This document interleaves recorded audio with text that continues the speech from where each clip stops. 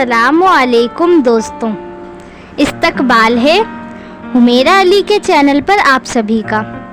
मैं ठीक हूँ, उम्मीद है आप सभी ठीक होंगे। तो चलिए रुख करते हैं हमारी नई कहानी एक बार मुस्कुरा दो आदिल और कायनात की 11 की तरफ। लेकिन आज रूही ने ठान ही ली थी कि वो कायनात से उसकी उदासी की वजह पूछ के ही रहेगी। रात अपने शबाब पर थी, दोनों को नींद नहीं आ रही थी, दोनों बातें कर रही थी। रूही ने मौके की नज़ाकत समझते हुए बात छेड़ी। कायनात, अगर मैं तुमसे कुछ पूछूं तो तुम बुरा तो नहीं मानोगी? हाँ पूछो, क्या पूछना है? इसमें बुरा मानने वाली क्या बात है? ये तुम्हारा हक है। मैं तुम्हें सहेली कम बहन ज़्यादा समझती हूँ, तुम मुझे बहन समझती हो, माना ये सही है। लेकिन तुमने मुझे अपने बारे में कभी कुछ नहीं बताया, जबकि मैंने अपनी ज़िंदगी की किताब तुम्हारे सामने खोलकर रख दी थी। तुम मुझे अपने बारे में कुछ क्यों नहीं बताती हो? आज मैं तुमसे कुछ नहीं छिपाऊंगी। आज मैं तुम्हें अपने बारे में सब कुछ बताऊंगी। तुम कुछ बताओ, इससे पहले मैं तुमसे एक बात और पूछना चाहती हूँ।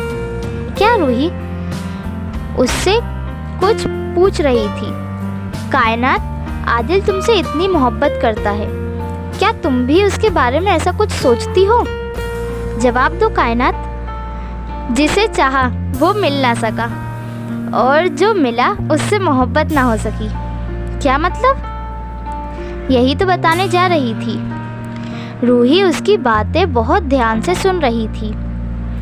कायनात बताती जा रही थी और रोती जा रही थी। रूही उसके माजी की बातें सुनकर खामोश बैठी थी। उसकी माजी की बातें सुनकर रूही की आंखें भी नम हो गई थी। कायनात रो रही थी।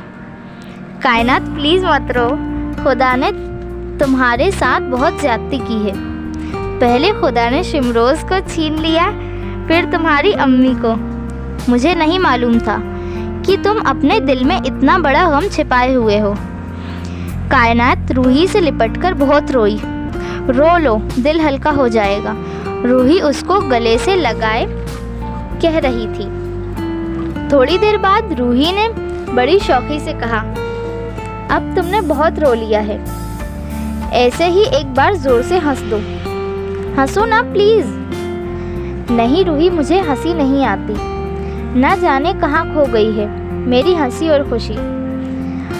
अभी तक तुम अपने लिए रोती रही, अब दूसरों की खातिर हंसना सीखो। अपने दुखों में तो सभी मुब्तला रहते हैं, कभी दूसरों की तड़प पर भी ध्यान देना सीखो। ऐसे घुट घुट कर खुद को ख़त्म कर लोगी। ये सब देखकर शिमरोज़ की रूह को कितनी तकलीफ पहुंचती होगी। तुम शिमरोज़ से बहुत मोहब्बत का दावा करती हो ना? तुमने तो उसकी आखिरी ख्वाहिश तक पूरी नहीं की। उसकी ख्वाहिश थी कि तुम हमेशा हंसती रहो।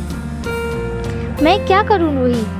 मैं हंसना चाहती हूँ, लेकिन हंसी मेरे होठों से दूर है। अपने गम भूलकर दूसरों के गम में शामिल होना सीखो। तुम अपने होठों पर मुस्कुराहट लाओ। रूही, मैं कोशिश करूंगी। कायनात ने रूही की बात का जवाब बड़े नरम लहजे में दिया। कायनात ने रूही को आज अपने माजी के बारे में सब कुछ बता दिया था। अब वो एक खुली किताब की तरह थी, जिसका हर वर्ग रूही पढ़ चुकी थी। रूही के कहने पर अब कायनात सबसे बात कर लिया करती थी। एक दिन दोनों कैंटीन में बैठी चाय पी रही थी। तभी फैज़ और आदिल आ गए थे। रूही ने उन दोनों को अपने पास वाली सीट पर बैठने के लिए कहा था। इस पर कायनात रूही को नाराज़गी भरी नज़रों से देख रही थी। सब चाय पी रहे थे और बातें कर रहे थे, लेकिन कायनात खामोश बैठी थी। आदिल को ऐसा महसूस हो रहा था जैसे कायनात की नाराज़गी की वजह वो खुद हो, और ये सही भी था। आदिल भाई, 1 महीने बाद एग्ज़ाम है उसके बाद छुट्टियाँ, फिर हम चारों पिकनिक पर चलेंगे, ऐसी जगह जहाँ बहुत खुशगवार मौसम हो। कायनात, चलोगी ना हमारे साथ? नहीं, मुझे नहीं जाना किसी पिकनिक विकनिक पर। उसकी आंखों में आंसू थे। वो वहाँ से उठकर चली गई। रूही भी उसके पीछे दौड़ी थी। उसे रोता देखकर आदिल घबरा गया था।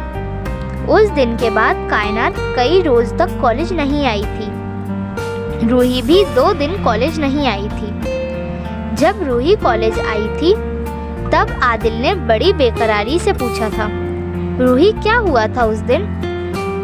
आदिल की बेकरारी से पूछ रहा था, दरअसल भाईजान मेरी ही गलती थी। मुझे पिकनिक के बारे में उसके सामने कोई बात ही नहीं करनी थी। पर ऐसी क्या बात है? अब क्या रूही आदिल को कायनात के माजी के बारे में सब बता देगी? ये जानने के लिए आप हमारा पार्ट 12 ज़रूर देखें। Thank you for watching.